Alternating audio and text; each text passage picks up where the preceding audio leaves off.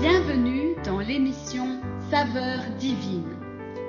Cette bonne nouvelle du royaume sera prêchée dans le monde entier pour servir de témoignage à toutes les nations. Alors viendra la fin. Ce pain céleste vous est présenté par Immaculée Niraneza.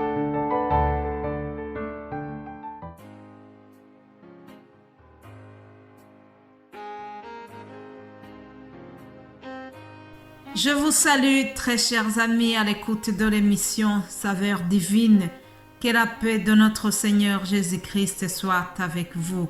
Bénissons ensemble Dieu qui nous donne ce nouveau jour, ce nouveau cadeau. Je vous dis tout le temps que chaque jour est une bénédiction, chaque jour est une occasion de s'approcher encore davantage de notre Seigneur. Chaque jour, nous devons nous attendre à ce que vraiment Dieu nous fasse encore la grâce d'être meilleur que la veille. Oui, chaque jour, nous devons chercher à s'améliorer. C'est ça, la vie des enfants de Dieu. Alors, vous savez que nous sommes en train de parler sur le revêtement nouveau, se débarrasser du vieil homme pour revêtir d'un nouvel homme. Et aujourd'hui, je viens vous dire que nous devons nous revêtir de Christ. Ah oui, si nous nous débarrassons du vieil homme, nous devons nous revêtir d'une autre personne. Et celle-là, c'est la personne du Seigneur Jésus-Christ. Revêtez-nous de Christ, c'est le titre de mon message. Aujourd'hui, je bénis le Seigneur pour tout ce que j'ai pu avoir comme source d'inspiration pour ce message. Je vous propose de lire dans l'épître aux Romains 13, à partir du verset 12. Il est écrit: « La nuit est avancée, le jour approche. Dépouillons-nous donc des œuvres des ténèbres et revêtons les armes de la lumière. Marchons honnêtement comme en plein jour, loin des orgies et de l'ivrognerie, loin de la luxure et de la débauche, des querelles et des jalousies. Mais revêtez-vous du Seigneur Jésus-Christ et n'ayez pas soin de la chair pour en satisfaire les convoitises. » Voilà, jusqu'ici la lecture, chers amis. Paul écrit aux Romains en leur demandant de se débarrasser, se dépouiller des œuvres des ténèbres, des œuvres qui n'honorent pas Jésus-Christ. Alors, à la place de ces œuvres mauvaises, il leur a donné conseil. Ce conseil dit qu'ils doivent revêtir de Christ. Bien-aimés de Dieu, je vous invite à réfléchir un peu à la notion d'habillement. Nous avons chacun un style d'habillement, n'est-ce pas? Il y en a qui aiment bien s'habiller classique et d'autres qui aiment bien s'habiller des habits ordinaires. Nous avons chacun un style d'habillement et ça fait partie de notre personnalité. Lorsque quelqu'un est bien habillé et qu'on lui donne des compliments en lui disant « Ah, ça te va bien, tu es beau, tu es joli », ça fait plaisir. Ce que nous portons, ça détermine aussi notre identité. Ça fait partie de notre identité, la manière de s'habiller. Alors, la Bible vient de nous dire que nous devons porter Christ. Nous devons nous revêtir de Christ. Celui qui porte Christ est remarquable. Vous savez, la Bible dit que nous sommes un parfum de bonne odeur pour ceux qui périssent. Bien évidemment, quelqu'un qui est bien habillé et qui est bien parfumé, parfois là où il passe, on sent la bonne odeur de son parfum. Il y a des personnes qu'on reconnaît à leur parfum. Alors la Bible nous demande d'être une bonne odeur pour ceux qui périssent, la bonne odeur de Christ. Alléluia.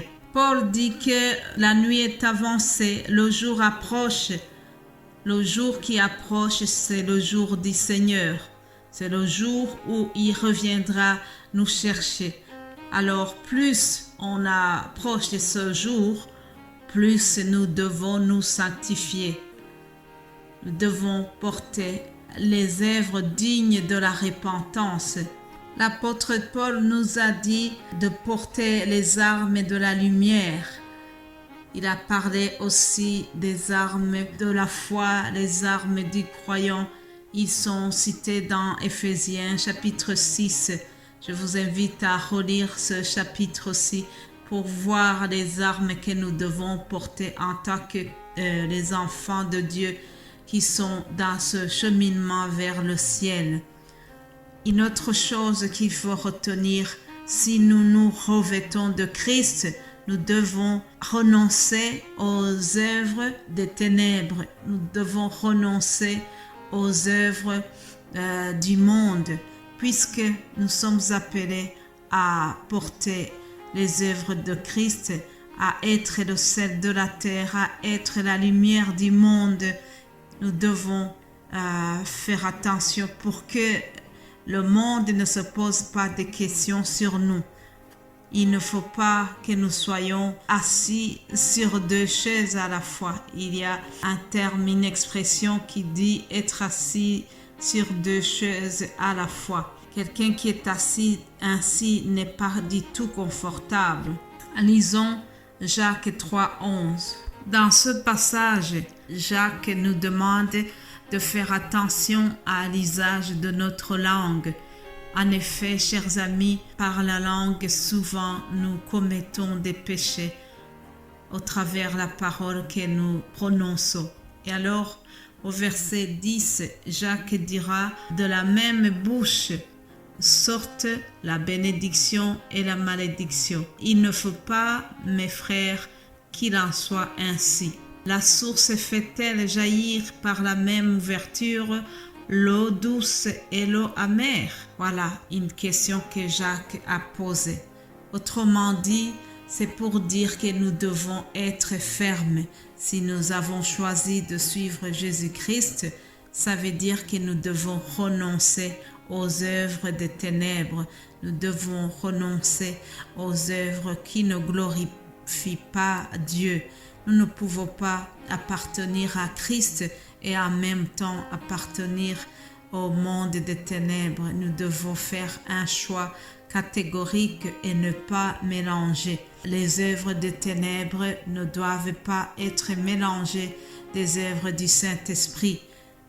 Faisons attention, chers amis, puisque si nous faisons un mélange, Dieu déteste cela. C'est ce qu'il a été dit à l'Église que nous trouvons dans le livre d'Apocalypse. C'est l'Église de la Odyssée, à qui le Saint-Esprit a fait un reproche en lui disant « Ainsi, parce que tu es tiède et que tu n'es ni froid ni bouillant, je te vomirai de ma bouche. Je te vomirai de ma bouche. » Quelle catastrophe, chers amis! Si le Seigneur prononce une chose pareille sur nous, ça serait vraiment triste.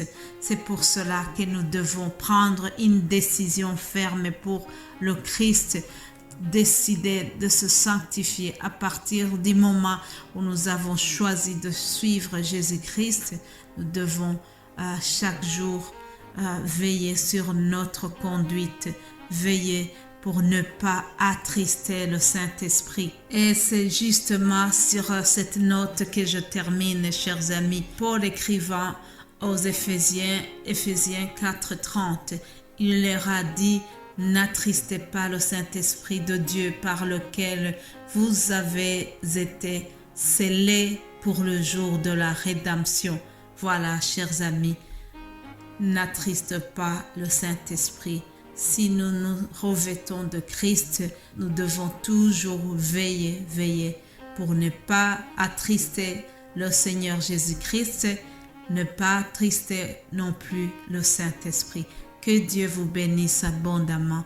Nous allons continuer demain par la grâce de Dieu. Amen.